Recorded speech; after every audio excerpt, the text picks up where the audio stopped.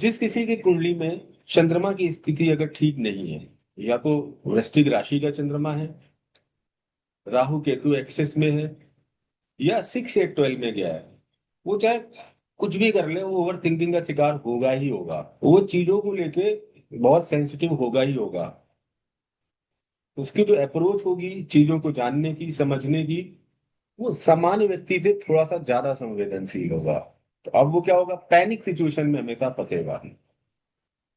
हो सकता है कि सामान्य स्थिति में ठीक ढंग से काम करे, और सामान्य स्थिति में तो किसी चीज की चेकिंग होती नहीं है, किसी चीज की चेकिंग होती है अगर कोई मशीन आपको करना है। पैनिक सिचुएशन क्या है, पैनिक सिचुएशन में वो क्या स्थिति दिखाता है, ये हमें देखना चाहिए। अब यहाँ पर अगर हम देख लें कुछ चीजें, और भी बहुत सारी चीजें हैं। सूर्य की स्थिति अच्छी नहीं है अगर किसी की कुंडली में, पीड़ित है, सेल्फ कॉन्फिडेंस में कमी आएगी। जो रिस्पेक्ट वो पाना चाहता है, उस रिस्पेक्ट में उसको कमी आएगी। अष्टक वर्ग के हमने बहुत अच्छे एग्जाम्पल दिए थे। हमने बताया था 10th और 11th, कोई भी अपने चार्ट में 10th और 11th को कंपेयर करें। 10th हाउस में कितने बिंदु हैं, 11th हाउस में कितने बिंदु हैं, इनको कंसीडर करें। सपोज 10th हाउस में अष्टक वर्ग में 25 नंबर है, 11th हाउस में 32 नंबर है। तो ये आप देखना, जिनके भी चार्ट में ये एक दिखाएगा कि व्यक्ति को अपने प्रयासों से ज्यादा आउटपुट मिलेगा या प्राप्तियां होंगी। इसका रिवर्स कर देते हैं हम, 10th हाउस में नंबर कर देते हैं 35 40, कुछ भी बढ़ा देते हैं, और 11th हाउस में नंबर कम कर देते हैं। तो आप देखना जितने लोगों के चार्ट में है, ये टेस्टेड एंड ट्रायल है, उन्हें अपने काम का फुल एप्रिसिएशन नहीं मिल रहा होगा। अपने काम को लेके बहुत ज्यादा सेटिस्फाइड नहीं होंगे वो लोग, अपनी चीजों को लेके कंफ्यूजन होगा उनके अंदर कि जॉब चेंज करना या अस्थिरता आना जॉब में। तो देखिए बहुत सारी बेसिक ऐसी चीजें हैं जो इस तरीके से हमें परेशान करती हैं और हमारे ऊपर इम्पैक्ट डालती हैं। ये सब हमने पराशरी में सीखा था, बहुत ढंग से सीखा था। अब यहाँ पर देखिए सबसे पहले हम शिफ्ट करते हैं, जो हम सीखेंगे यहाँ पर एडवांस में, तो क्या क्या है, मैं आपको एक इंट्रोडक्शन दे देता हूँ। जैमिनी एस्ट्रोलॉजी पहली चीज, ठीक है। दूसरी चीज हम सीखेंगे प्रश्न कुंडली। प्रश्न कुंडली बहुत इंपॉर्टेंट होती है। अब जिनको प्रश्न का यूज करना आता है, और पुराने जमाने में बहुत अच्छा यूज होता था, इसकी एक बड़ी अच्छी आपको कहानी सुनाता हूँ। जो KN राव सर को आप लोग जानते होंगे, उनकी माता जी थी, बड़ी अच्छी एस्ट्रोलॉजिस्ट थी, और उन्हीं से उन्होंने एस्ट्रोलॉजी सीखी थी। तो गोविंद बल्लभ पंत की डेथ हुई थी, और रेडियो पे अनाउंस हुआ कि गोविंद बल्लभ पंत की डेथ हो गई। तो उस टाइम इतना ज्यादा ये नहीं था बाकी चीजें। तो जब वो प्रश्न से देखा गया कि सही है कि गलत है, तो उनकी माता जी ने कहा नहीं, ये न्यूज गलत है, फॉल्स है। अभी उनकी डेथ प्रश्न कुंडली से नहीं दिखा रहा है। तो इसका वापस से फिर एक कंफर्मेशन आया था कि उनकी डेथ नहीं हुई, गलत खबर चल गई थी या मिस इन्फॉर्मेशन आ गई थी। तो प्रश्न कुंडली का बड़ा इंपॉर्टेंस होता है। प्रश्न कुंडली जरूर लगानी चाहिए हर एस्ट्रोलॉजर को। जैसे ही आपके पास कोई आए, उसकी मंशा क्या है, आपको टेस्ट करने आया है, इसमें ये भी दिखता है कि व्यक्ति किसी कुटिलता के साथ आया है। अब प्रश्न कुंडली में कुछ मेलेफिक प्लैनेट आ गया, लगन में राहु आ गया, शनि का प्रभाव आ गया, तो व्यक्ति जो प्रश्न पूछने वाला है या जो आपके पास आए वो कुटिल है, और उसकी मंशा अपनी समस्या जानने से ज्यादा आपको चेक करना है। सप्तम भाव में शुक्र की स्थिति आ रही है, महिला से संबंधित प्रश्न पूछने आया है। बृहस्पति की स्थिति के आधार पर आप निर्धारण करेंगे कि संतान पक्ष को लेके अभी इसके जीवन में कुछ चल रहा है। तो प्रश्न कुंडली जरूर और जरूर हमें यूज करनी चाहिए, उसके बिना हमारी जो एस्ट्रोलॉजी है वो अधूरी रह जाती है। तो एक हो गई जैमिनी एस्ट्रोलॉजी, हम डिटेल्ड में सीखेंगे। प्रश्न कुंडली हम डिटेल्ड में एनालिसिस करना सीखेंगे। उसके बाद एक चीज और आती है, वर्ष कुंडली। वर्ष कुंडली क्या होती है, जो आपका जन्मकालीन सूर्य की डिग्री है, उस पर जब गोचर का या जो ट्रांजिट का सूर्य है जब उतनी डिग्री पर करता है, तो एक वर्ष कुंडली आपकी बनती है। और ये वर्ष कुंडली क्या होती है, आपके इस जन्मदिन से अगले जन्मदिन की। वहां पर मुंथा की स्थिति आपके होने वाले वर्ष की घटनाओं को इंडिकेट करती है। अब इसका भी एक एग्जांपल है, 1979 में इंदिरा गांधी की प्रश्न कुंडली, सॉरी वर्ष कुंडली। फोर्थ हाउस में मुंथा का प्रभाव, क्रूर ग्रह शनि, जो कि दिखा रहा था इस सत्ता को लेके या जीवन में कुछ ऐसा अपयश का सामना आने वाला है मुंथा की स्थिति से जो जीवन भर उन्हें कलंकित करेगा। पुत्र की विमान दुर्घटना में मृत्यु संजय गांधी की उस वर्ष की वर्ष कुंडली में इंदिरा गांधी की इंडिकेटेड है। जब आप सीखेंगे जानेंगे और आप उस वर्ष की वर्ष कुंडली बनाएंगे तो आपको वहां पर जवाब अपने आप मिल जाएगा। वर्ष कुंडली बहुत जरूरी हो जाती है आपकी, ठीक है, कि माइक्रो एनालिसिस कर पाए। अब क्या है कि ये दशाएं बड़ी लंबी चलती हैं। अब शनि में बोल दिया राहु की दशा है, अब चलेगी 1.5-2 साल, लेकिन यहाँ पर चीजें बदल जाएंगी। वर्ष कुंडली में क्या हो जाएगा, कात्यायनी दशाएं, मुद्दा दशाएं आ जाती हैं जो छोटी होती हैं। उन छोटी दशाओं को लिंक करके और वर्ष कुंडली के आधार पर घटनाओं का सूक्ष्म विश्लेषण या अवलोकन किया जा सकता है। तो ये हो गया वर्ष कुंडली। फिर एक और चीज आ जाती है जो हम जानना चाहेंगे, मेडिकल एस्ट्रोलॉजी बहुत जरूरी है। मेडिकल एस्ट्रोलॉजी इसलिए जरूरी है कि आप देखिए, कोई भी व्यक्ति, अगर हम साइंटिफिक भी देखें या मेडिकल टर्म के हिसाब से भी देखें, तो प्रत्येक व्यक्ति जब जन्म लेता है तो अपने डीएनए के अंदर बहुत सारी अच्छी और बुरी चीजें लेकर जन्म लेता है। बट जब कोई खराब लाइफ स्टाइल हो, खराब उसका जीवन शैली हो, तो वो बढ़ जाती है और उसमें वृद्धि हो जाती है। इसी तरीके से जो आपकी जन्म कुंडली है, मेडिकली कितनी स्ट्रांग है, मेडिकली कौन सी ऐसी बीमारियां हैं, क्रोनिक डिसीज या फिर मेंटल जो डिजीज है वो, या कोई भी ऐसी बीमारी जो ओवरऑल आपके जीवन को खराब कर रही हो, एक्सीडेंट, दुर्घटना, हॉस्पिटलाइजेशन। इसमें हम कोट चक्र का भी यूज करते हैं। कोट चक्र आप जानेंगे जब एडवांस टेक्नोलॉजी में, जहां पर हम नक्षत्रों के हिसाब से देखते हैं कि अगर कोई व्यक्ति आईसीयू में है एडमिट या कोई हॉस्पिटलाइज्ड हुआ है, तो आप देखिए कोट चक्र क्या बता रहा है। कोट चक्र एक पूरी रचना होती है और बड़ा अच्छा उसको हम विश्लेषण करके बताते हैं कि घर वापस आएगा कि स्थिति और खराब होगी। इसका अभी बहुत अच्छा मैंने शेयर भी करूंगा, और बहुत अच्छा एग्जाम्पल रतन टाटा जी के साथ था। तो रतन टाटा जी जब एडमिट हुए थे, जब उनका कोट चक्र हमने चेक किया था, तो जन्मकालीन नक्षत्र के ऊपर से मेलेफिक प्लैनेट का ट्रांजिट हुआ था, जो ये दिखा रहा था कि स्थिति और खराब होगी, वापसी आने के चांसेस नहीं है। कोट चक्र का यूज भी हम सीखेंगे। लॉन्जिविटी, आयु, आयु को लेके कई लोगों के मन में मंशा रहती है कि आयु के विषय में जाने। हालांकि एस्ट्रोलॉजी में निषेध है कि आप किसी की एक्यूरेट आयु बताएं, लेकिन कई बार ऐसे प्रश्न आपके सामने आते हैं कि आयु को लेके व्यक्ति प्रश्न पूछता है, अपनी जिज्ञासाएं। पराशर ने 8 प्रकार की आयु बताई है, वो कुंडली देख के डिसाइड होती है। सर्वाष्टक आयु, भिन्नाष्टक आयु, पिंड आयु, अंश आयु, नैसर्गिक आयु, काल चक्र आयु। करीब 8 प्रकार की आयु आपकी कैलकुलेट होती है। वो आपका पर्टिकुलर स्पेसिफिक चार्ट ज्यादा अच्छा डिसाइड करेगा कि आपकी आयु कहाँ से चेक होगी। तो आयु के अलग अलग तरीके, कौन सी आयु पे कैसे निकालनी है। अच्छा, मेरे साथ क्या है कि हम मैथमेटिकल पार्ट पर भी जोर देते हैं। हम भले ही साइंटिफिक अप्रोच इस्तेमाल करते हैं, लेकिन हम उस साइंटिफिक अप्रोच में जो पुरानी परंपरा है जो मैथमेटिकल है, जिससे कि फंडामेंटल क्लियर हो। जितने पुराने लोग हैं उनको नवमांश उंगलियों पर गिनना आता है, उनको दशमांश के जितने डिविजनल चार्ट हैं उनको आप डिग्री दे दीजिए। और होना भी सबके अंदर ये चाहिए कि आपको अगर सूर्य पता है कि 3 डिग्री का है और मेष राशि में है, तो नवांश में कहाँ जाएगा, दशमांश में कहाँ जाएगा। कि जब आप मनन करो, चिंतन करो किसी का चार्ट, तो आपको बार बार क्लिक न करना पड़े। आपने सूर्य की स्थिति देखी, सूर्य की लॉर्डशिप देखी, उसके बाद आपको सूर्य की पोजीशनिंग पूरी तरीके से पता है, कहाँ पर जा रहा है, कहाँ पर आ रहा है, पूरी तरीके से आपको पता है। तो हम डिविजनल चार्ट को भी सीखेंगे।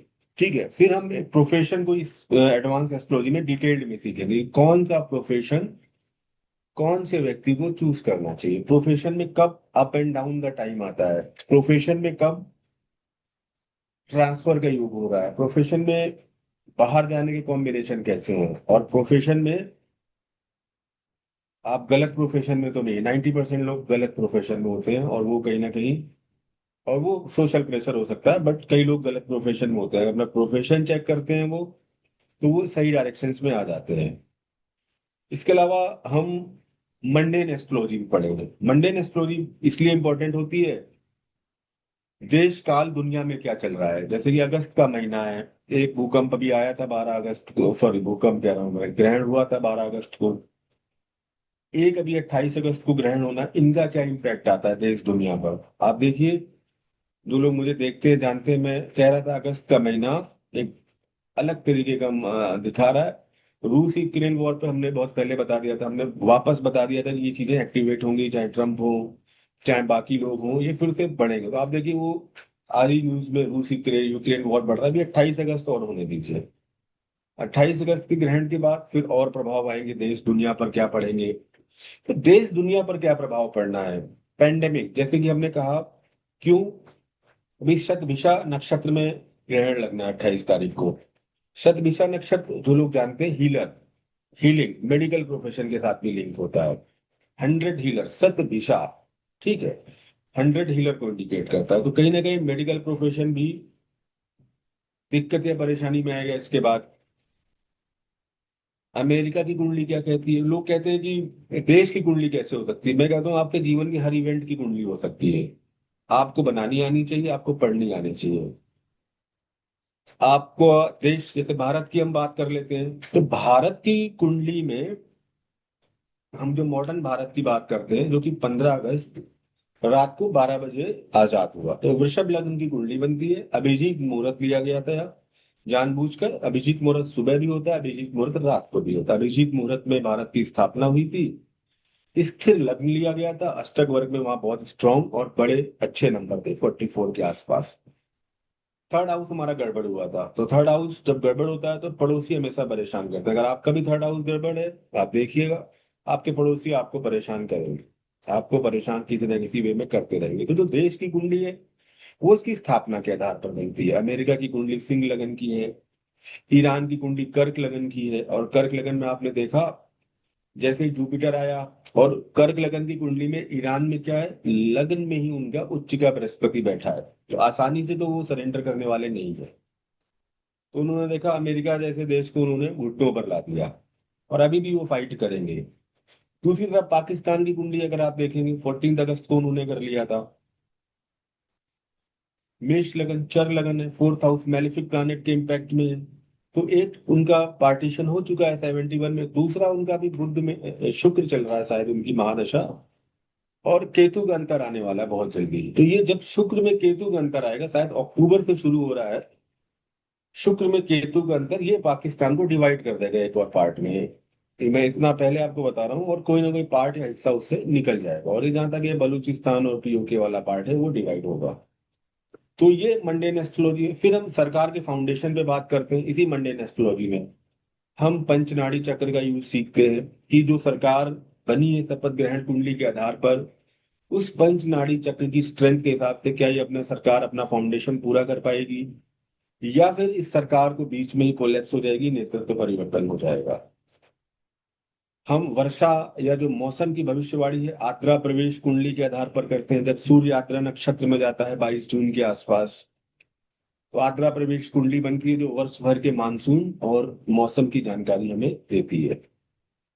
हम भूकंपों की प्रिडिक्शन करते हैं, जैसे भुज का भूकंप आया था, उसकी प्रिडिक्शन बहुत पहले की गई थी कि आएगा। या जो भी इस तरीके के बड़े ग्रहण होते हैं उनके बाद जीवन में या आसपास के लोगों पर सभी पर प्रभाव पड़ता है, क्या आएगा।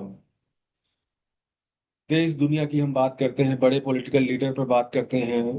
भारत की जैसे हम बात कर लेते हैं, भारत में मंगल की दशा चल रही थी चल रही है अभी, सितंबर 2025 में शुरू हुई है। अब मंगल भूमि का कारक है।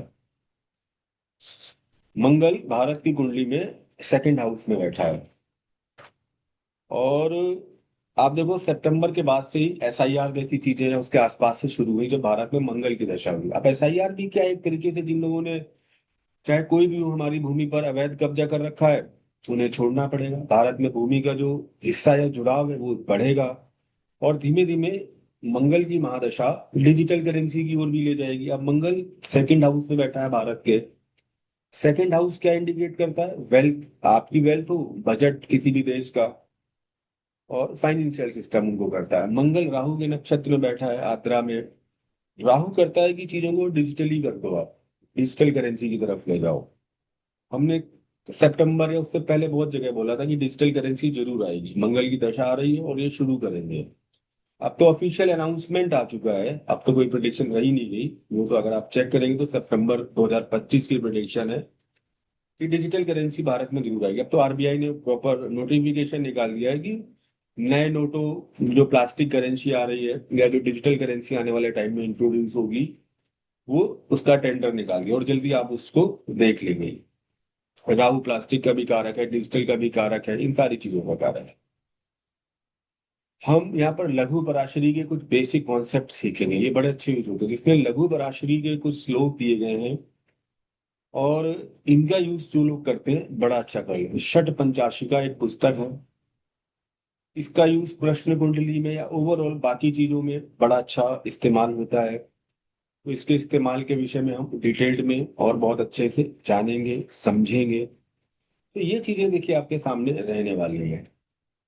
सपोज अब हम शुरू कर देते हैं जैसे जेमिनी। और हाँ, एक चीज और रही जो हम इस पूरी एस्ट्रोलॉजी में सीखेंगे, डिविजनल चार्ट। अब क्या है कि लग्न कुंडली लगभग 2 घंटे तक सेम रहती है, किसी भी व्यक्ति की नवमांश 10-12 मिनट में बदल जाता है हर इवेंट के लिए। हालांकि और भी चार्ट हैं, लेकिन जो मिनिमम चार्ट बोले गए हैं उनको हमें देखना चाहिए। 16 डिविजनल चार्ट बोले गए हैं। पहला हो गया आपका लग्न कुंडली, जिसको हम D1 कहते हैं। वो आपको एक जनरल इंट्रोडक्शन देता है। जैसे आप कोई किताब उठाएं तो किताब में शुरुआत में एक इंडेक्स दिया होगा, इसमें लिखा होगा 1 से लेकर 27 चैप्टर है। फिर हर चैप्टर के नीचे थोड़ा सा ब्रीफ इंट्रोडक्शन दिया होगा कि किस चैप्टर में क्या लिखा है, कैसे लिखा है, वो सारी चीजें लिखी होगी। तो एक आपको सामान्य जानकारी मिल जाती है कि ये लग्न कुंडली है, लग्न लॉर्ड की स्थिति क्या है, और एक आपको खाका बन जाता है दिमाग में कि ये खाका आपके लिए तैयार हो गया है। फिर हम और आगे बढ़ते हैं, हम फिर दूसरे डिविजनल चार्ट पर जाते हैं जिसको D2 चार्ट कहते हैं, यानी कि होरा चार्ट। होरा चार्ट क्या बताता है किसी भी व्यक्ति की, जब हमें फाइनेंशियल कंडीशंस को डिटेल में देखना है, वित्तीय स्थिति के विषय में हमें जानकारी लेनी है और स्पेसिफिक हमें इसको डिटेल्ड में जानना है। ठीक है, किसी ने केपी पूछा है, केपी एस्ट्रोलॉजी मैं नहीं फॉलो करता हूँ, वैदिक एस्ट्रोलॉजी फॉलो करेंगे। ठीक है, आप अपने प्रश्न यहाँ पर डाल दीजिएगा, मैं देख के रिप्लाई कर। हम केपी एस्ट्रोलॉजी यहाँ नहीं सीख रहे हैं, हम टोटली वैदिक एस्ट्रोलॉजी को हमने बेसिक में ही फॉलो किया था। यहाँ पर हम जेमिनी को और इंट्रोड्यूस करेंगे। ठीक है, अब D2 चार्ट आपकी फाइनेंशियल कंडीशन को बता रहा है, अगर आपको देखना है तो इसका डिटेल्ड अध्ययन हम करना सीखेंगे। फिर हम आते हैं अगले डिविजनल चार्ट जो सोडस वर्ग में शामिल है, दृष्टिकोण चार्ट। D3 चार्ट ये भाई बहनों की स्थिति, साहस पराक्रम की स्थिति आपके अंदर क्या है, इनको बताएगा। अब क्या है कि मंगल तीसरे भाव में बैठा है किसी व्यक्ति का, D1 में अच्छी कंडीशन में। आप बोलेंगे साहसी है, पराक्रमी है, फाइट करेगा। उसके साहस की सही पहचान कब होगी? क्या व्यक्ति केवल जो बोल रहा है या जो कह रहा है? अभी आप लोग जो क्वेश्चंस आ रहे हैं इनको थोड़ा सा रोक दीजिए, इससे डाइवर्ट होगा। मैं एक बार खुद आपकी क्वेश्चंस ले लूंगा, ठीक है? आप ऐसे करेंगे तो मुझे फिर थोड़ा सा डाइवर्ट होता है। अभी मैं आपको लास्ट में मौका दूंगा, तो आप नोट डाउन करके रखिएगा जो भी आपकी क्वेरीज हो। लास्ट में आपके माइक भी ऑन हो जाएंगे, हैंड रेस करके आप डायरेक्ट क्वेश्चन पूछ भी सकते हैं। अब मंगल ग्रह कोण चार्ट में जाके पीड़ित है, तो वो व्यक्ति क्या करेगा? साहस की बातें तो बहुत करेगा, लंबी चौड़ी, यानी मैं ये कर दूंगा, मैं वो कर दूंगा। लेकिन जब मौका आएगा तो व्यक्ति सबसे पहले भागने वाला होगा, क्योंकि ग्रह कोण चार्ट उसके साहस पराक्रम को नल एंड वाइड कर रहा है। ये केवल बोलने वाला है। बहुत लोग होते हैं हमारे जीवन में, अरे परेशान मत हो, मुझे बुलाना, मैं पहला व्यक्ति खड़ा होऊंगा। लेकिन जब कोई विपदा आपदा आती है तो भागने वालों में कई बार यही जो पहले व्यक्ति का दावा करते हैं यही होते हैं। वास्तविक पहचान आपके साहस पराक्रम, आपके द्वारा किया गया जो एफर्ट्स है, यानी कि जो प्रयास है, वो आपके लिए कैसा रहने वाला है। ऐसा ना हो कि आपके द्वारा किया गया काम आपको ही नुकसान कर रहा हो।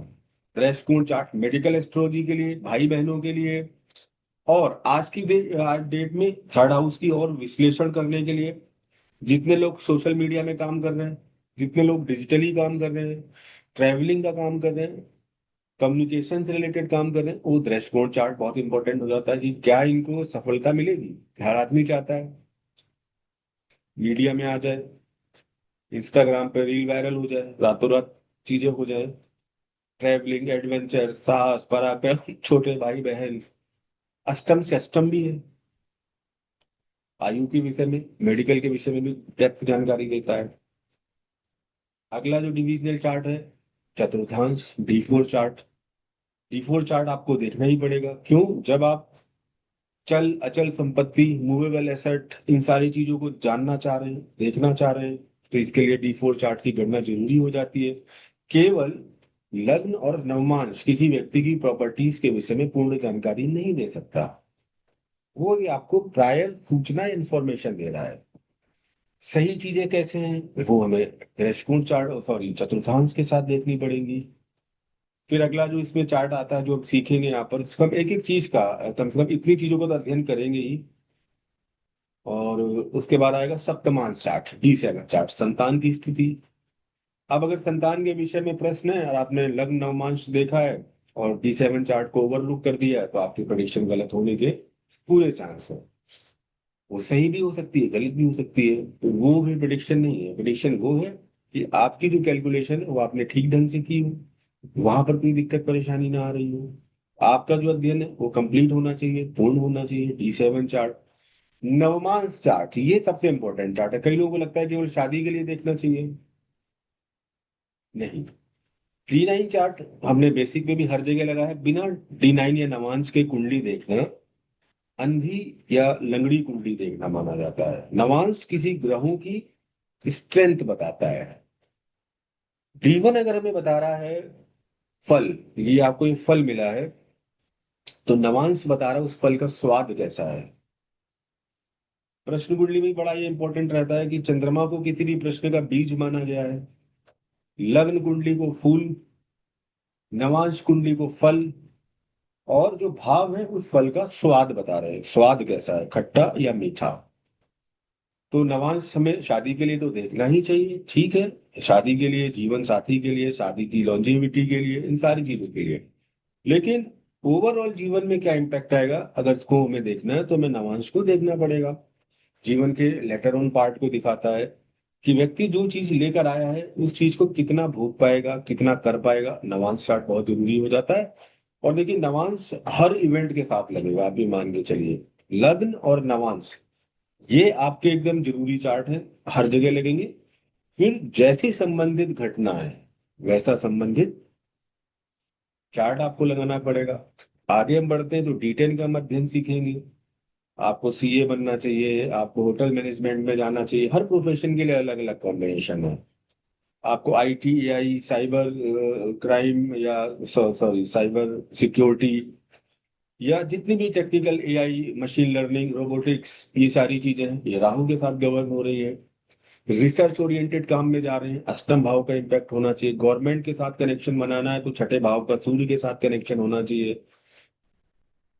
होटल मैनेजमेंट में जाना चाहते हैं, वीनस की पोजीशनिंग अच्छी होनी चाहिए। तो हर प्रोफेशन के लिए पर्टिकुलर कुछ कॉम्बिनेशन है। और देखिए, हर व्यक्ति अगर अपनी उन पोटेंशियल को जान जाए, और ये बहुत बाद में हम लोग करते हैं, हमें पहले कर लेना चाहिए। जिसको सबसे पहला इंपॉर्टेंट पार्ट तो आपकी एजुकेशन आ जाती है कि आपकी एजुकेशन का डायरेक्शन क्या होना चाहिए। सोशल प्रेशर होता है, B.Tech कर लीजिए, MBA कर लीजिए, जॉब कर लीजिए, या नीट या इंजीनियरिंग, बट ये सही पैटर्न नहीं है। नीट, मेडिकल प्रोफेशन में लगे पड़े बट नहीं हो रहा, फिर बाहर भेज दिया, यूक्रेन भेज दिया पढ़ने बच्चों को, बुल्गारिया भेज दिया, फिर यहाँ आके भी नीट का दोबारा एग्जाम क्वालिफाई नहीं कर पा रहे। क्यों? जब कुंडली में वो पैरामीटर नहीं है, जब तक 6, 8 और 12th हाउस का स्ट्रॉन्ग कनेक्शन नहीं होगा, जब तक 5th और 10th का स्ट्रॉन्ग कनेक्शन नहीं होगा, व्यक्ति डॉक्टर नहीं बन सकता, चाहे वो कुछ भी कर ले, वो नहीं क्वालिफाई कर पाएगा। वो कुछ पर्टिकुलर कॉम्बिनेशन है कि आपकी डॉक्टर्स के साथ क्या, अगर अच्छा डॉक्टर बनना है तो 5th और 10th का कनेक्शन जरूर होना चाहिए। आपने जो पढ़ा है वही आपके प्रोफेशन में लिंक हो रहा है कि नहीं हो रहा है। अब डॉक्टर बहुत कम ऐसे होते हैं कि अपना प्रोफेशन चेंज करें, इंजीनियर लोग चेंज कर देते हैं, कहीं भी चले जाते हैं दूसरे डायरेक्शन में, बट डॉक्टर मोस्टली जो पढ़ाई पढ़ते हैं वही काम करते हैं। तो ऐसे हर प्रोफेशन की, लॉ के लिए, कानून की पढ़ाई के लिए नवम भाव की स्थिति, शनि की स्थिति, जो न्याय के देवता है, मंगल कोर्ट कचहरी को दिखाता है, इनका लिंक होना चाहिए दशमेश के साथ। D10 चार्ट में इनका और अच्छा स्ट्रॉन्ग कनेक्शन बनना चाहिए। जितने ज्यादा स्ट्रॉन्ग कनेक्शन बनते जाएंगे उतनी बेहतर स्थिति होती जाएगी किसी प्रोफेशन को लेके। तो हमें जो प्रोफेशन है D10 चार्ट के साथ देखना चाहिए।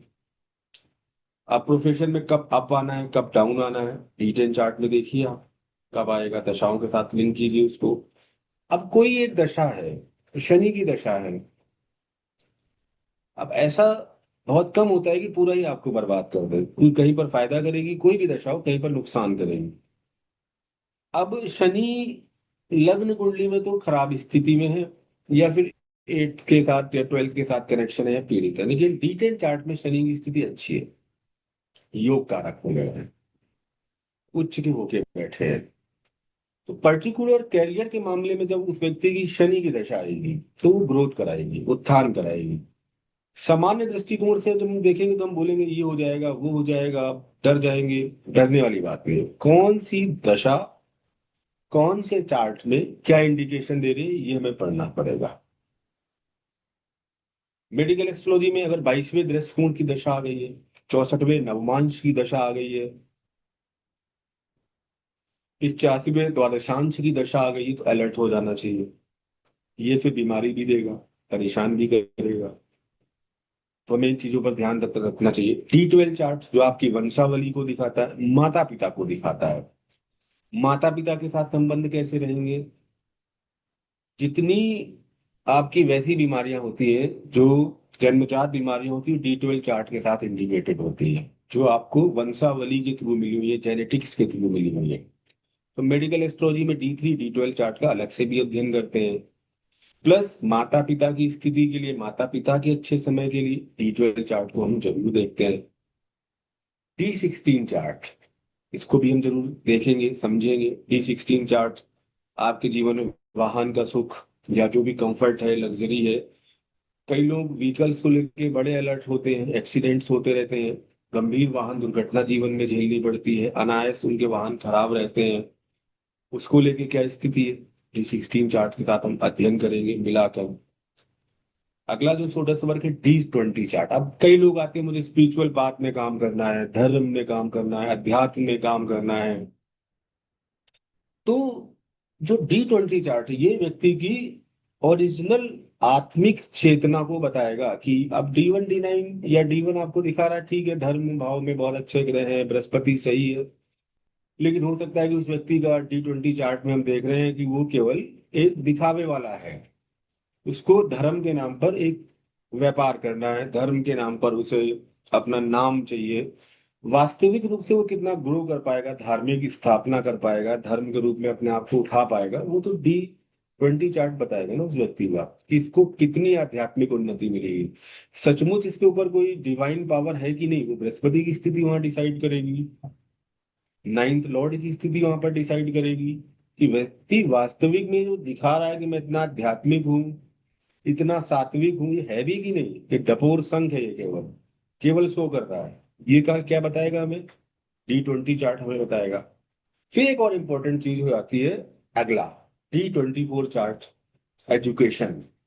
किसी व्यक्ति की एजुकेशन कैरियर के लिए D10, तो जब हम कैरियर प्रोफेशन इनको जब लिंक करेंगे तो D1 D9 D10 और फिर हमें D24 चार्ट जरूर लेना चाहिए। केंद्रों में क्या स्थिति है D24 चार्ट में, एजुकेशन पूरी कर पाएगा कि नहीं कर पाएगा, अपनी एजुकेशन को अपने प्रोफेशन में कन्वर्ट कर पाएगा कि नहीं कर पाएगा, और एजुकेशन का स्तर क्या रहेगा, वो D24 चार्ट तो बच्चों के लिए बहुत जरूरी होता है। जो अर्ली एज में आते हैं, खासकर 12 वर्ष के बाद कैरियर काउंसलिंग की जरूरत पड़ती है, तो D24 चार्ट देखिए, देखना पड़ेगा कैसी एजुकेशन दिखा रहा है इनकी, कौन से डायरेक्शंस में दिखा रहा है, कैसे वो आगे बढ़ेगा एजुकेशन में। ये सारी चीजें हमें D24 चार्ट के माध्यम से पता चलेंगी।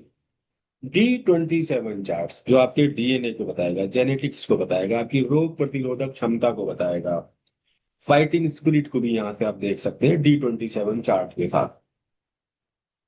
खराब समय में कैसा बिहेव करेंगे आप, खराब समय का मतलब डिफिकल्ट समय में, चाहे वो बीमारी के रूप में डिफिकल्ट समय हो या लाइफ का कोई भी खराब एस्पेक्ट हो, तो आपका बिहेवियर कैसा रहने वाला है, D27 जैसे चार्ट में इंडिकेट करते हैं। सबसे इंपॉर्टेंट चार्ट जो मैं कहता हूँ हमेशा यूज करना चाहिए, D30 चार्ट अरिस्ट के लिए। ऐसा तो कोई व्यक्ति इस जीवन में पैदा नहीं हुआ जिसके जीवन में कोई कष्ट ना हो। अगर ऐसा कोई है तो ब्लेस्ड है, और ऐसे लोग होंगे तो 1% होंगे। किसी ना किसी वे में तो जीवन में परेशान है, दुख है, कष्ट है, असंतुष्टि है। तो जीवन में मामला फंस कहाँ रहा है? क्रसांस चार्ट, G30 चार्ट बताएगा कि इस जीवन में कौन सा ऐसा कष्ट है जो आपको भोगना ही दो। अब मैं एक एग्जांपल देता रहता हूँ, अपनी क्लास में भी पहले भी दिया है। शुक्र की स्थिति अच्छी है, D1 D9 में मैरिज हो गई, मैरिज लाइफ के प्रोमिसेस ठीक है। उस मैरिज लाइफ की क्वालिटी कैसी रहेगी और क्या उसको लेके फुल सपोर्ट दिखता है? दृशांश। अब वो शुक्र जाके D30 में पीड़ित हो गया, 8th में चला गया, 6 से 12th में चला गया, मेलेफिक प्लैनेट के इम्पैक्ट में आ गया। अब क्या होगा? शादी होगी, बट दोनों जीवन साथी एक दूसरे की अपेक्षाओं पर खरे नहीं उतरे, असंतुष्टि होगी। समाज के लिए हो सकता है कि एक आदर्श कपल हो सकते हैं वो, लेकिन उनकी अगर आप वास्तविक रिलेशनशिप पूछेंगे तो वो खोखली होगी। और यहाँ पर एक अरिस्ट आया है मैरिड लाइफ को लेकर। इसी तरीके से संतान पक्ष में कई बार हो जाता है, और बहुत सारे भाई बहनों को लेकर जीवन में कई बार कष्ट हो जाता है, जहां पर आप किसी न किसी कष्ट की स्थिति में, पिता को लेके, माँ को लेके, जॉब को लेके, जॉब के कॉलीग्स को लेके, बहुत सारे जीवन में हमारे परिवेश होते हैं। तो जीवन में इस बार अरिस्ट कहाँ से, मिस फॉर्चुनेट कहाँ से मिल रहा है, उसको समझना चाहिए। उसकी स्ट्रेंथ कितनी है, उसकी डेप्थ कितनी है।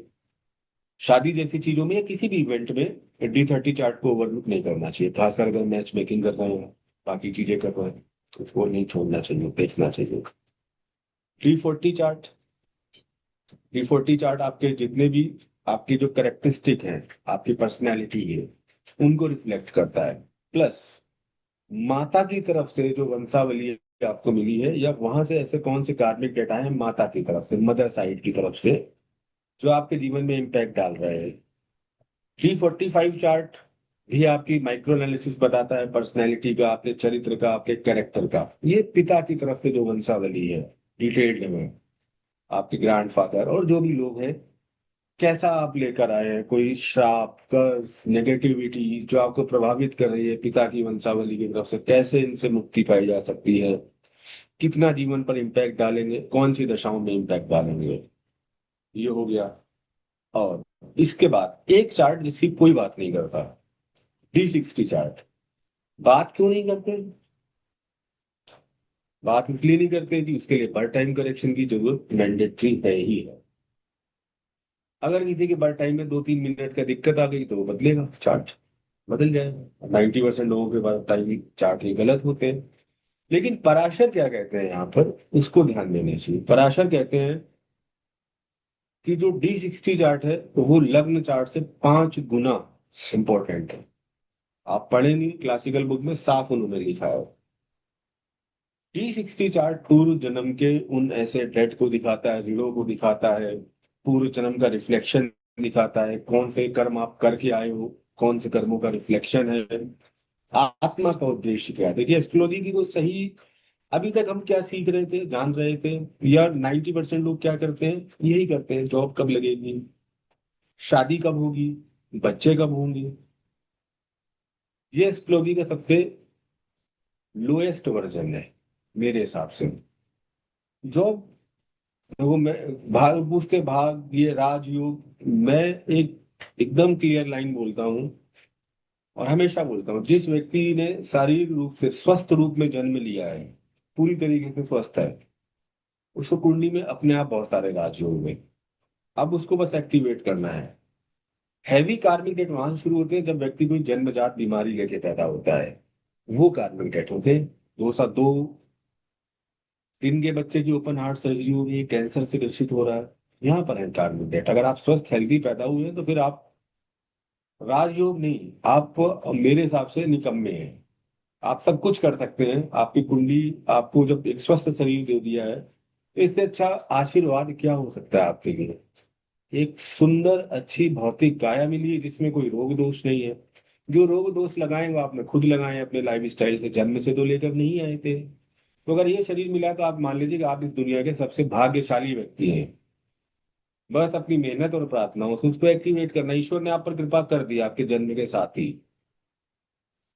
तो D60 चार्ट, अब होना क्या चाहिए एस्ट्रोलॉजी का सही उद्देश्य, इस जीवन में आने का उद्देश्य क्या है, आत्मा या सोल कौन सी ऐसी इनकम्प्लीट कर्मास को लेकर आई है जो वो पूरा करना चाहती है, कौन से ऐसे रिलेशंस हैं जो कार्मिक डेट है, कौन से ऐसे रिलेशन हैं जहां पर हमें बहुत साइलेंट और प्रायश्चित मोड में रहना चाहिए, कौन से रिलेशंस हैं, आत्मा का उद्देश्य, जीवन का परिवेश क्या होना चाहिए, ये एस्ट्रोलॉजी या इन चीजों को जानने की एक गहन विधा है।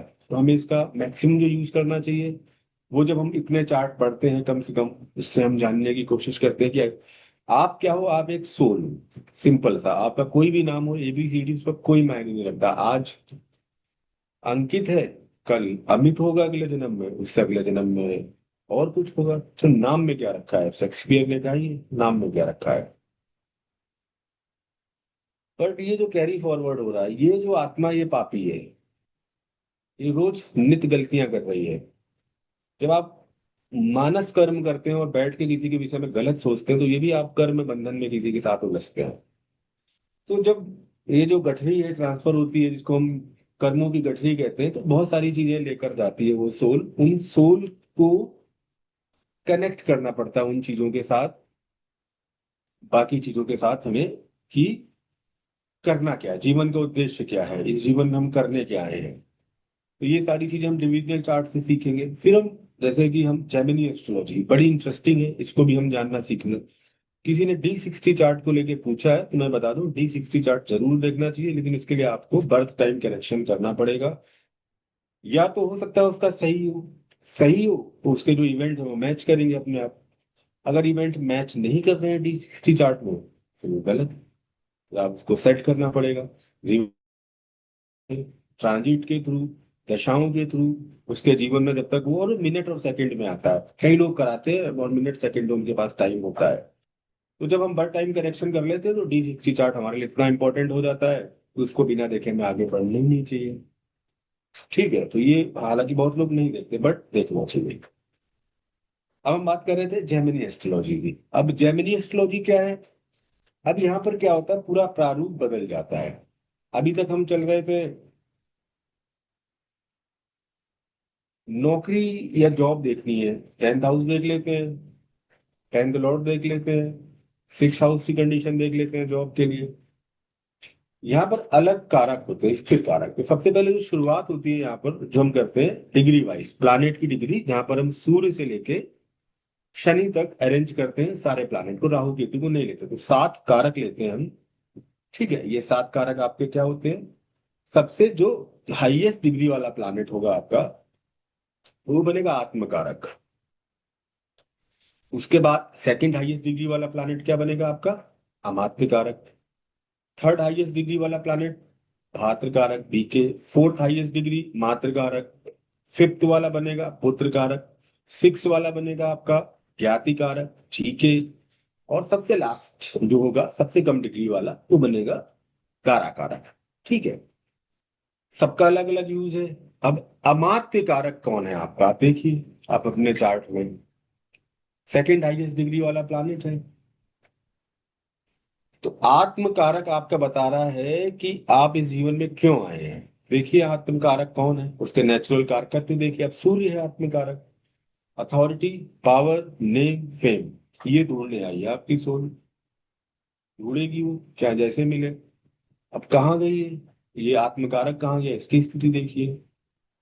जिस हाउस के साथ लिंक हो वहां से ढूंढेगा। अब थर्ड हाउस में है तो अपने एफर्ट, साहस, पराक्रम से व्यक्ति अपनी आइडेंटिटी बनाएगा। इसको पूरा करने में अमात्य कारक की स्थिति आ जाती है। अमात्य कारक कौन है आपके, अब सपोज किसी का अमात्य कारक जुपिटर है, तो आत्म कारक का उद्देश्य पूरा करने के लिए जो आप काम का वे चुनेंगे वो अमात्य कारक डिसाइड करेगा। अब जुपिटर है किसी का अमात्य कारक, कंसल्टेंसी कर ले, एजुकेशन सेक्टर में चला जाए, एडवाइस वाले काम, मैनेजमेंट वाले काम, इन कामों के थ्रू ही उसे काम करना चाहिए, तो उसको मजा भी आएगा। अब गया कहाँ ये देख ले। अब अमात्य कारक गया है फिफ्थ हाउस में, क्या करना चाहिए? मंत्रणा का भाव है, सलाह का भाव है, एडवाइजरी का भाव है, एस्ट्रोलॉजी का भी भाव है, मंत्र सिद्धि का भी भाव है, शिक्षा का भी भाव है। अपने आप को इसके साथ लिंक कर लिया अमात्य कारक। अमात्य कारक आपका प्रोफेशन बता रहा है, तो अमात्य कारक आप देखिए आपका कहाँ है, और देखिए क्या आप अपने सही अमात्य कारक के साथ लिंक हैं। नहीं भी लिंक है तो तो भी मैं आपको गारंटी करता हूँ, तो भी आप काम हो सकता है दबाव में कोई और कर रहे हो, पारिवारिक सामाजिक, लेकिन आपकी जो आत्मा है उस काम में जहां पर अमात्य कारक लिंक वो जुड़ जाएगी। जुड़ ऐसे जाएगी कि आपका रुझान वहां बार बार होगा, उस डायरेक्शन में कुछ करने का मन करेगा बार बार। अब अष्टम भाव में गया है अमात्य कारक। अब काम चाहे कुछ भी करें, अब एआई में काम करते हैं, रिसर्च एंड डेवलपमेंट का, कोडिंग का, नए नए कोड बनाते हैं, सारी चीजें करते हैं, लेकिन वो एक रुझान अभी अंदर से भी है कि थोड़ा सा इन गूढ़ विषयों को जाने, एस्ट्रोलॉजी क्या है जाने, अध्यात्म क्या है जाने। तो भले ही वो काम कुछ करे लेकिन उसका इंटरेस्ट बड़ा होगा, क्योंकि कई लोग के इंटरेस्ट बिल्कुल अलग होते हैं, काम से बड़े अच्छे जगह पर होते हैं लेकिन बहुत अच्छे चीजों को जानते हैं अलग अलग तरीके से। तीसरे भाव में बैठा है, काम भले ही आपने ना किया हो लेकिन उनको social media, digital communication, travelling, adventurous चीजें बड़ी अट्रैक्ट करेंगी, उनसे रिलेटेड कुछ ना कुछ करने का वो अपने जीवन में प्रयास करते रहेंगे। तारा कारक, मैरिज लाइफ की स्थिति को देखना है तो तारा कारक को हमें देखना पड़ेगा। जैमिनी राजयोग होते हैं, आत्म कारक अमात्य कारक एक साथ बैठे हो। पुत्र कारक की स्थिति डिसाइड करेगी पंचम भाव की स्थिति को। भात्र कारक जहाँ के तीसरे और नवम भाव की स्थिति को बताएगा। ज्ञाति कारक छठे आठवें बारहवें के रेफरेंस को बताएगा। अब दारा कारक फंस गया है ज्ञाति कारक के साथ किसी भी कुंडली में, तो ये मैरिज लाइफ में कॉन्फ्लिक्ट आएगा। जेमिनी एस्पेक्ट बिल्कुल अलग होते हैं। अब क्या होता है, अभी हम देखते हैं कि सभी ग्रह अपने आप को अपने से सातवें ग्रह को देखते हैं, भाव को देखते हैं। मंगल, शनि और बृहस्पति की विशेष दृष्टियां हैं सातवीं दृष्टि के अलावा भी। ये बेसिक कॉन्सेप्ट आपको पता है। वहां पर क्या होगा, अगर कोई ज्ञाति कारक है तो सबसे पहले हमें तीन जो ग्रुप है उनको पता होना चाहिए। चर राशि 1 4 7 10, स्थिर राशि 2 5 8 11, और आपके द्विस्वभाव राशि 3 6 9 12। तो अगर कोई ग्रह सपोज आपका बैठा हुआ है मेष राशि में, तो अब वो किस पर दृष्टि डालेगा? सबसे पहले तो वो अपनी जो ये तीन राशियां हैं चर राशि, उनमें किसी पर दृष्टि नहीं डालेगा। चर राशि में बैठा ग्रह स्थिर राशि पर दृष्टि डालेगा, और जो भी उससे नियरेस्ट है उस पर बिल्कुल नहीं डालेगा। अब मेष राशि में अगर कोई बैठा है प्लैनेट, ठीक है, मेष राशि में कोई प्लैनेट बैठा है तो वो देखेगा 5 8 11 में बैठे प्लैनेट को या कारक को। वो दो नंबर यानी कि वृषभ राशि में जो बैठा है उस पर दृष्टि नहीं डालेगा। इस तरीके से वो जेमिनी एस्पेक्ट है। 3 नंबर राशि में कोई बैठा है तो वो 6 9 12 को देखेगा, बाकी किसी को नहीं देखेगा। तो जेमिनी एस्पेक्ट आ जाते हैं कौन से आ रहे हैं। फिर उसमें कारकांश लग्न की भूमिका बड़ी इंपॉर्टेंट हो जाती है। यहाँ हम जैसे पराशरी में लग्न को देखते हैं, वहां पर हम कारकांश लग्न की स्थिति का अवलोकन कर लेते हैं। कारकांश लग्न क्या होता है? आत्म कारक यानी कि एक के नवांश कुंडली में जिस राशि में गया है, सपोज आपका आत्मकारक सूर्य है और नवांश कुंडली में वो वृषभ राशि में गया है, तो जो वृषभ राशि है इसको आप यहाँ पर ले आइए। अब पूरी जो D1 चार्ट है उसको आप वृषभ राशि से शुरू कर दीजिए, ये आपका कारकांश लग्न है। कारकांश लगन भी आपके जीवन का उद्देश्य बताता है कि आप करना क्या चाहते हो। यहाँ पर भी दो लगन हम जरूर देखते हैं, कारकांश लगन और आरूढ़ लगन, पद लगन जिसको बोलते हैं। पद लगन ये है कि दुनिया आपको कैसे देखती है या आपने कैसी अपनी सामाजिक छवि बनाई है, तो पद लगन आरूढ़ लगन से देखेंगे। कारकांश लगन जो आप करना चाहते हैं, अंतर्निहित ऊर्जा क्या है आपकी, क्या उद्देश्य है आपका, और कारकांश लगन से पता चलेगा।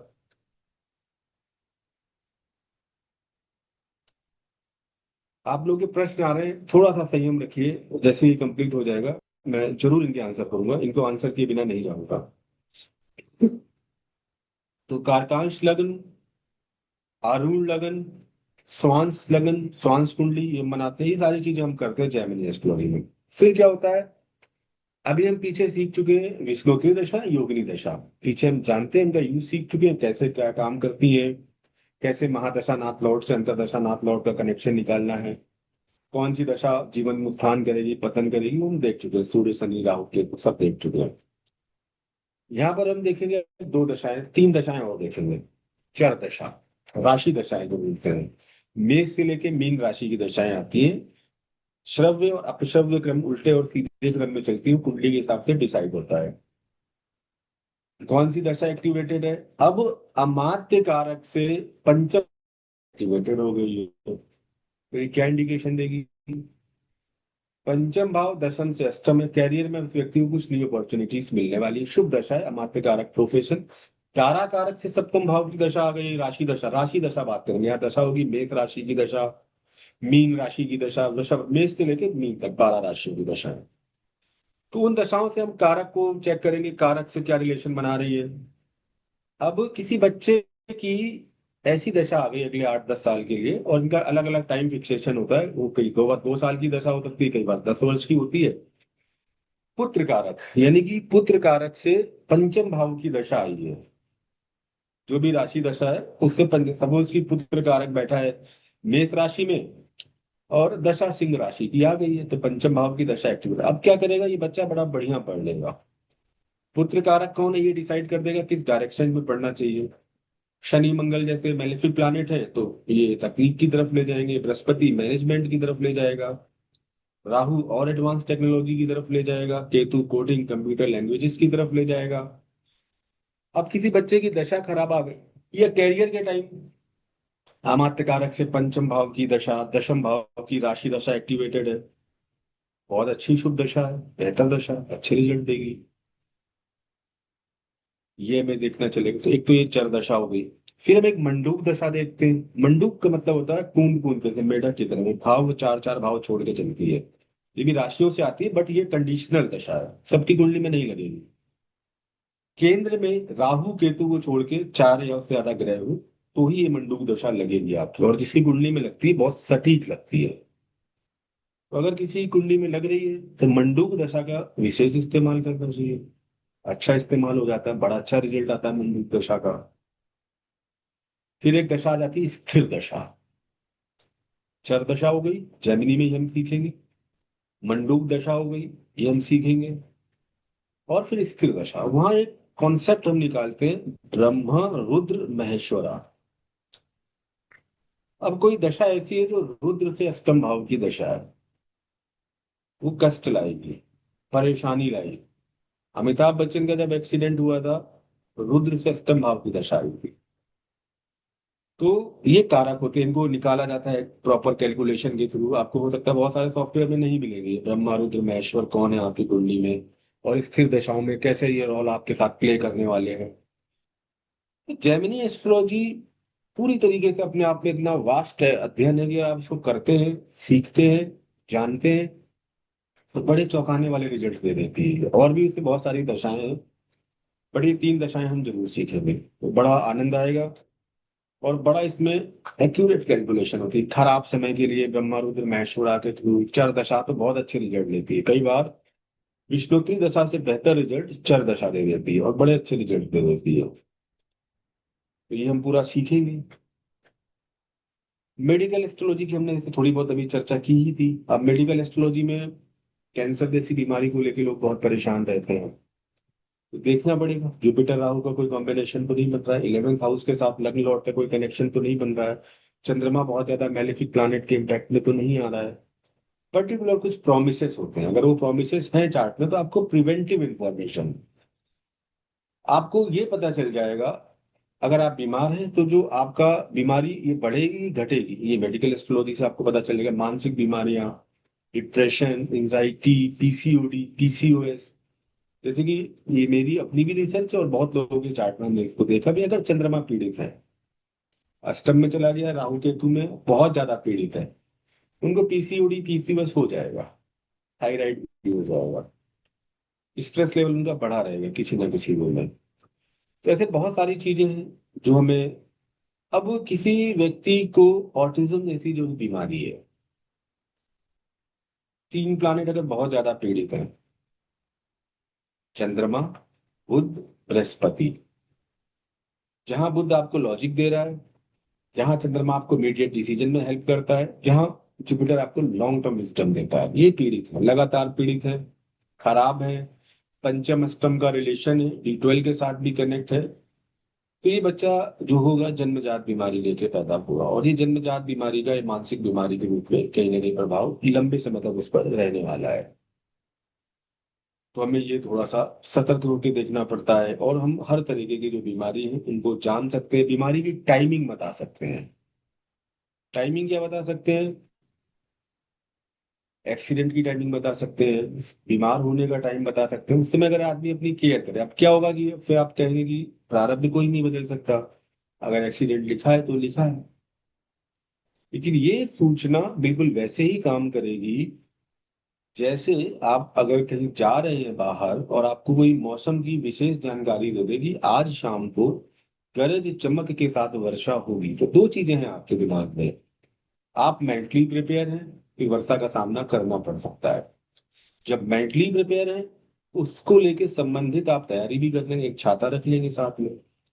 काम के लिए निकले, छाता आपने कर लिया, बारिश तो हुई, प्रभाव कम हो गया। अब ये छाता क्या हो सकता है? ये प्रार्थनाएं हैं, विष्णु सहस्त्र नाम का पाठ जो लोग करते हैं, नारायण कवच का पाठ जो लोग करते हैं, और उस टाइम वो अपने लिए विशेष प्रयास, पूजा। पूजा देखिए वही सार्थक होती है जो आप खुद करते हो। किसी पंडित ने आपके नाम का संकल्प लेके पूजा किया है, तो इससे केवल और केवल एक व्यक्ति का भला हुआ है, पंडित का। आपका कोई भला नहीं हुआ है। तो पूजा आप चाहे 5 मिनट करो, चाहे 5 घंटे करो, ये सब्जेक्टिव है, बट करनी आपको है।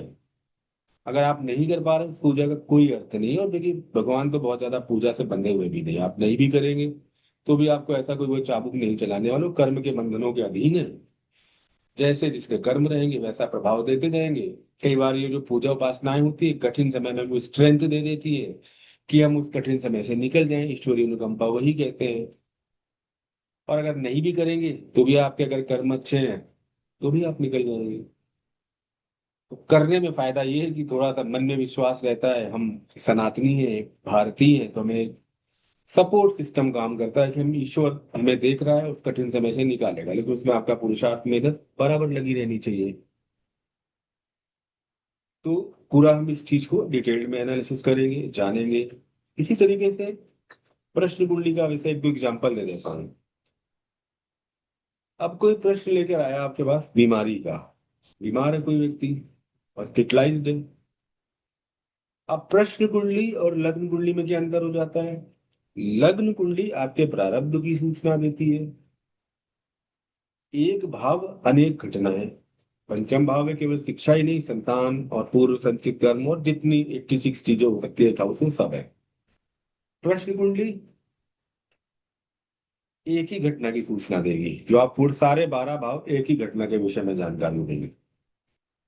लग्न कुंडली बता रही है कि आपका प्रारब्ध कैसे मिला, प्रश्न कुंडली बता रही है उस प्रारब्ध को अब आपने कैसा कर लिया है। फ्री विल तो ही, अच्छा कर लिया है, बुरा कर लिया है। एस्ट्रोलॉजर के पास आते आते प्रारब्ध का अब क्या क्या है रुझान।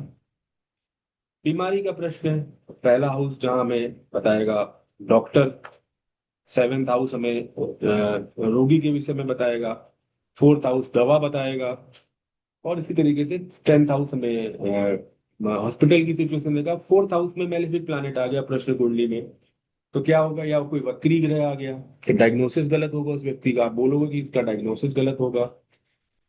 आपसे जब वो प्रश्न करने आया, रेट्रोग्रेड ग्रह बैठा है वहां पर, जो कि अभी एक दो दिन बाद वापस जाने वाला है या अपनी राशि ऊपर नीचे करने वाला है, आप बोलोगे डॉक्टर बदलेगा, तभी ये ठीक होगा।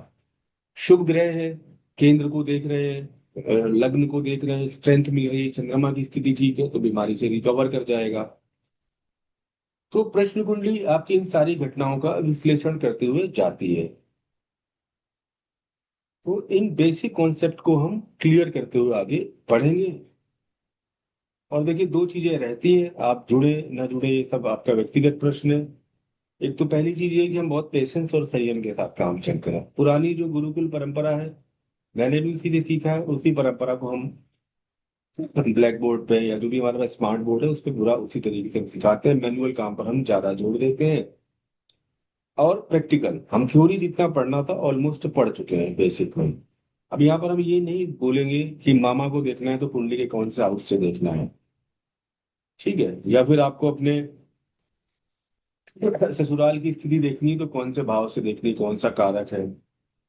ये कुछ भी हम डिस्कशन नहीं करेंगे, हम लाइव चार्ट पर ज्यादा डिस्कशन करेंगे इन टॉपिक को थ्योरी और प्रैक्टिकल के साथ मैच करते हुए, जहाँ पर हमारे पास इवेंट होंगे और उस इवेंट को यहाँ पर हम वेरीफाई करते जाएंगे। तो ये हमारा पूरा प्रोसेस रहेगा। अभी हम सितंबर में इसको जहाँ तक शुरू करेंगे, या फिर अक्टूबर फर्स्ट वीक में, क्योंकि श्राद्ध भी बीच में आ रहे हैं, तो हम बड़ा इसको आराम से और सही समय पर शुरू करना चाह रहे हैं।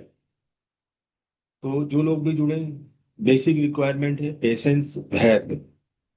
किसी भी तरीके के चमत्कार मिरेकल्स से जो लोग जुड़ना चाहते हैं उनके लिए कोर्स नहीं है। ये आपको आपको सबसे पहले तो एक बेहतर इंसान बनाना सिखाएगा। एक्सप्लोरर तो आप बाद में बनिए, लेकिन एक बेहतर इंसान जो सामने वाले की दुख दर्द पीड़ा को समझ सके, न्यायोचित और सही निर्णय दे सके, अपने प्रोफेशन के प्रति पूरा ईमानदारी हो आपके अंदर, और पेशेंस धैर्य सबसे बड़ी यहाँ पर उपयोगिता है। 1 वर्ष का समय लगेगा। 1 वर्ष के बाद आप उन चीजों को और समझ पाएंगे, जान पाएंगे बेहतर तरीके से। ये पूरी जर्नी रहेगी, सितंबर अक्टूबर जब से शुरू होता है पूरे अगले साल तक। और जितनी क्लासेस भी हूँ वो अलग विषय रहता है। 6 बजे से हम शुरू करते हैं क्लास, फ्राइडे और सैटरडे को। हमारे यूनिट टेस्ट भी होते हैं हर 25 या 20 क्लास के बाद, जहाँ पर आपका प्रॉपर एग्जाम होता है, उनको देखा जाता है। हमारी क्लास में बोलना भी पड़ता है। मैं लिस्ट लेके बैठता हूँ, एक एक व्यक्ति को नाम लेके बोलता हूँ कि आप बताओ, अपने व्यूज रखो, पॉइंट्स रखो। साइलेंट होके काम नहीं चलता है बिल्कुल भी। आपको पार्टिसिपेट करना पड़ेगा पूरी क्लास के दौरान, आपको अलर्ट रहना पड़ेगा, आपको पूरी तरीके से सशरीर यहाँ पर उपस्थित रहना पड़ेगा, तन और मन दोनों से। तो ये पूरी यात्रा रहेगी। और बेसिक हमने पहली बार, और समय की उपलब्धता नहीं होने की वजह से आखिरी बार, अब जो आ चुके हैं कोर्सेज, जो सीख चुके हैं वो लाइव सीख चुके हैं, वो है जो रिकॉर्डेड कोर्सेज हैं। तो अब लाइव तो नहीं होगा कभी भी, बेसिक का समय की उपलब्धता नहीं। इसी तरीके से मेरा एक मोरल कर्तव्य था कि ये जो है एडवांस, ये भी पहला और आखिरी ही बैच है। उसके बाद ये लाइव नहीं होगा, रिकॉर्डेड मॉड्यूल में ही लोगों को मिलेगा। क्योंकि मेरा एक उद्देश्य ये था कि चाहे वो एक व्यक्ति जुड़े और चाहे 100 व्यक्ति जुड़े, ये जो नॉलेज है इसको मुझे कम से कम इस वे में कर देना है कि जो लोग सीख पाए, जान पाए। और ज्ञान की सबसे अच्छी स्थिति ये है कि आप उसे अपने पास मत रोकिए। अगर आप अपने पास रोकेंगे तो वो ज्ञान दूषित हो जाएगा। उस ज्ञान को आगे बढ़ाइए, और उस ज्ञान से अगर भला होता है जीवन में तो सबसे अच्छी स्थिति होती है। नोट्स, क्लास नोट्स होते हैं जो मैं अपने हाथ से बनाता हूँ, शेयर करता हूँ आप लोगों के साथ। जो हमने सीखा है, पढ़ा है, जाना, हैंड रिटन नोट्स होते हैं, ये आपके साथ शेयर होते रहते हैं। तो ये पूरा एक वृत्तांत था आपके सामने, लगभग 1 घंटे हमने बातचीत की है, और एक इंट्रोडक्शन था आप लोगों का साथ। पुराने हमारे स्टूडेंट जुड़े हुए हैं, बहुत अच्छी बात है। अब यहाँ पर हम आपके प्रश्न ले लेते हैं। हम उसमें एक सहूलियत ये कर देते हैं कि आप अपना प्रश्न बोलिए, मैं रिप्लाई करता हूँ। हैंड रेज कीजिए एक एक करके। देखिए यहाँ पर कई लोग अपनी डेट ऑफ बर्थ भेज रहे हैं, कुंडली सेशन नहीं है। ठीक है, और कुंडली ना ही रैंडम देखने का विषय है। कुंडली हमेशा सब्जेक्ट टू डिटेल्ड एनालिसिस है। मेरे पास अगर कोई कुंडली दिखाने भी आता है तो मैं कभी उसकी इमीडिएट कुंडली नहीं देखता। ये के एन राव सर का भी बेसिक प्रिंसिपल है, क्योंकि आप अपने साथ भी बेईमानी करते हैं और जो सामने बैठा है व्यक्ति उसके साथ भी। अभी मैंने आपको इतने डिविजनल चार्ट और जेमिनी एस्ट्रोलॉजी सभी बताई। ये कैसे पॉसिबल है कि आप मेरे सामने बैठे हो और मैं तो आज तक उस स्थिति में नहीं आ पाया कि 15 मिनट में फटाफट पढ़ के आपको आंसर दे दूं। उससे रिलेटेड आपके जो भी प्रश्न है बाकी चीजों से लेके, वो आपको टीम गाइड कर देगी। यहाँ पर आपको अगर कोर्स से रिलेटेड कोई जानकारी है तो प्रश्न आप अपने डालिए।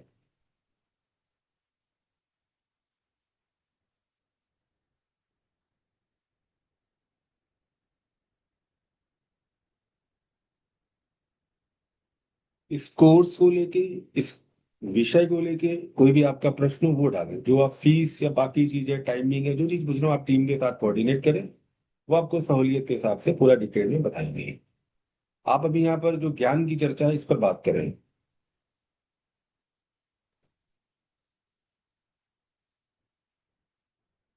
अगर कोई कुछ बोलना चाहता है तो हैंड रेज करें। किसी ने पूछा हाउ टू सी कार्मिक ऋण फ्रॉम डी 60। डेफिनेटली कार्मिक ऋण, कार्मिक जीवन का संदर्भ हम डी 60 से सीखेंगे। और वो 10 मिनट या 15 मिनट में तो आप नहीं सीख सकते। ये हमारे कोर्स का एक पार्ट है। वहां पर हम देखेंगे कैसे वहां पर रिफ्लेक्शन आया है, वहां पर लग्न की स्थिति क्या है, यहाँ पर यहाँ के जो लग्न लॉर्ड वहां पर कैसे गए हैं, कौन से हाउसेस ज्यादा प्रभावित है, कौन से कारक ज्यादा प्रभावित है, उनकी स्ट्रेंथ कितनी है, इस विषय में जानेंगे।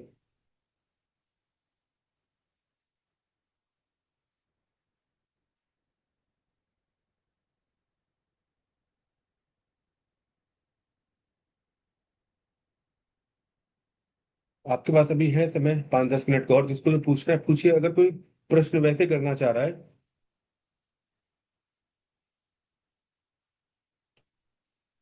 मोहित ने पूछा है, अगर ये मोहित एक हमारी क्लास में भी है, वो है कि अलग है?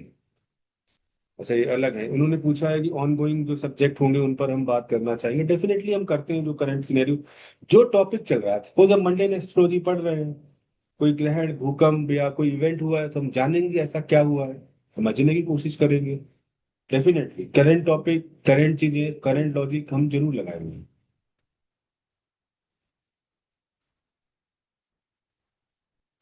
एक ये हमारे साथ प्रसन्न कुमार, उन्होंने कहा I am new to astrology.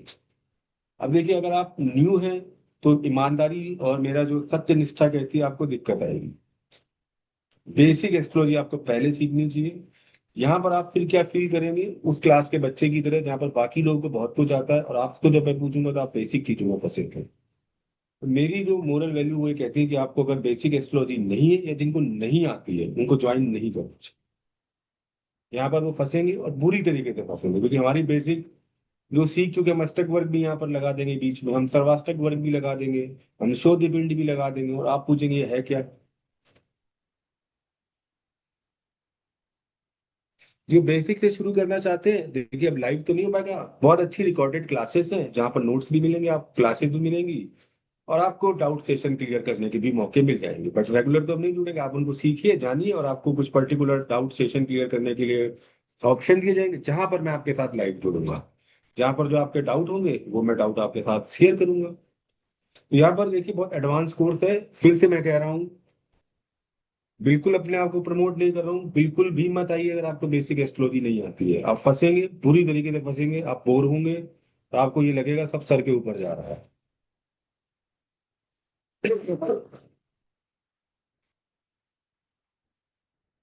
कोई और प्रश्न अगर रह गया हो एक बार फिर से कर दें। ये है उमा शंकर गौरव, वेन लग्न इज 0 डिग्री और 30 डिग्री और प्रीवियस लग्न, हाउ टू गो एड। देखिए लग्न अगर 0 डिग्री का हो गया, 30 डिग्री के आसपास, 29 डिग्री, 55, लग्न गंडान की स्थिति बोलते हैं। लेकिन यहाँ पर जिम्मेदारी आ जाती है पीछे से चेक करने की। अगर देखो 5 मिनट का भी अंतर हो गया तो असेंडेंट बदल जाएगा, तो यहाँ पर हमें फिर उसको डिटेल में एक बार देखना पड़ेगा। पर ऐसे लोगों को बर्ड टाइम जरूर कराना चाहिए जिनका लग्न इस तरीके से हो, 29 डिग्री 20 मिनट, 35 मिनट, 40 मिनट का लग्न है, 0 डिग्री 10 मिनट का लग्न है, बहुत संभावनाएं हैं। मामला गलत है। अब देखो, अब कोई 1984 में पैदा हुआ है, 1980 में पैदा हुआ है, तो अब वहां तो अस्पताल हो चाहे घर हो, घड़ियां तो दीवार घड़ियां ही होती थी। अब वहां पर 8:13 भी 8:15 है, 8:15 भी 8:15 ही दिखेगा, 8:15 बोल देंगे। अब डिजिटल घड़ियां तो थी नहीं, तो 1-2 मिनट का वेरिएशन हो सकता है। और एस्ट्रोलॉजी में जब तक हम इस चीज की प्रामाणिकता ना चेक कर ले कि हम जिस व्यक्ति का चार्ट देख रहे हैं वो सही है कि नहीं, तो फिर आप प्रिडिक्शन कैसे करेंगे। तो इवेंट कई बार पूछने पड़ते हैं कि आप अपने घर में सबसे बड़े हैं, छोटे हैं, आपने ये एजुकेशन पढ़ी होगी।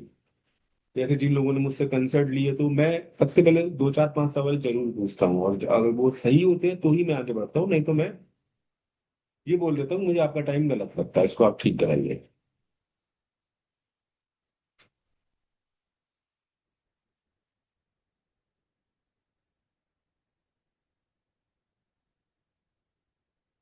किसी ने अष्टम भाव के चंद्रमा के विषय में पूछा। देखिए ऑटिज्म जैसी बीमारी को केवल एक ग्रह से हम रिस्पॉन्सिबल नहीं बना सकते, उसके लिए और भी कारण होने चाहिए, इसीलिए कहा गया तो एस्ट्रोलॉजी को हमें बहुत। अब अष्टम में तो बहुत लोगों के चंद्रमा है, लेकिन सबके ऑटिज्म तो नहीं होगा। अष्टम में चंद्रमा, चंद्रमा जहां है वहां आपका मन है, तो अष्टम में जिसका चंद्रमा है बेसिक तो यही निकलेगा, व्यक्ति रिसर्च ओरिएंटेड हो जाएगा, जानकारी उसको चाहिए हर चीज में। वैसे भी आप देखो, जहां पर चंद्रमा आपका बैठा है वो आपका मन है। आपका मन अगर, आपका मन कहाँ पर है ये देखिए, चंद्रमा की स्थिति, चंद्रमा तीसरे भाव में बैठा है, घूमने फिरने का शौक वाला व्यक्ति, भाई बहनों के साथ बड़ा इमोशनल है, तो ये देखिए बेसिक में हम सब कर चुके हैं, कहाँ पर किसका लॉट जा रहा है, लग्नेश कहाँ पर जा रहा है, सेकंड लॉट कहाँ जा रहा है, थर्ड लॉट कहाँ जा रहा है, कौन कहाँ जा रहा है।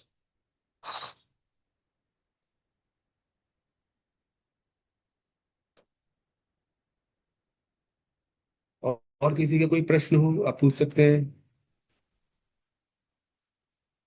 एक प्रश्न है, एस्ट्रोलॉजी के लिए ध्यान लगाना भी जरूरी है, सिर्फ पढ़ाई से सही होगा प्रेडिक्शन? देखिए एस्ट्रोलॉजर बनने के लिए आप कौन है?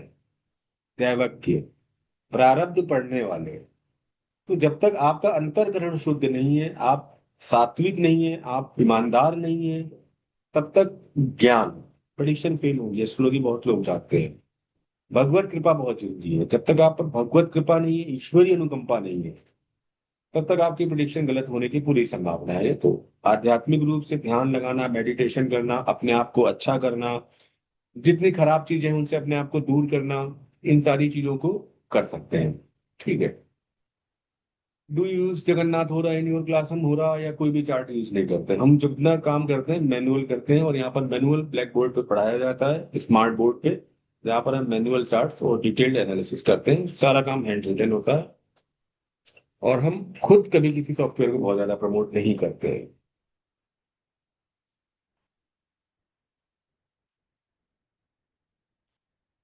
आई होप आप लोगों की जो क्वेरीज हैं वो काफी हद तक शांत हो चुकी होंगी, और भी शांत होंगी। ये इतना बड़ा जिज्ञासा और ज्ञान का सागर है। के एन राव सर कहते हैं, आदरणीय गुरुवर कहते हैं कि एक जीवन में ना कोई एस्ट्रोलॉजी सीख सकता है ना सिखा सकता है। हम सब कुछ बूंदे अपने अंदर सागर की ग्रहण करते हैं, कई जन्म लग जाते हैं, जन्म जन्मांतर की कृपा है।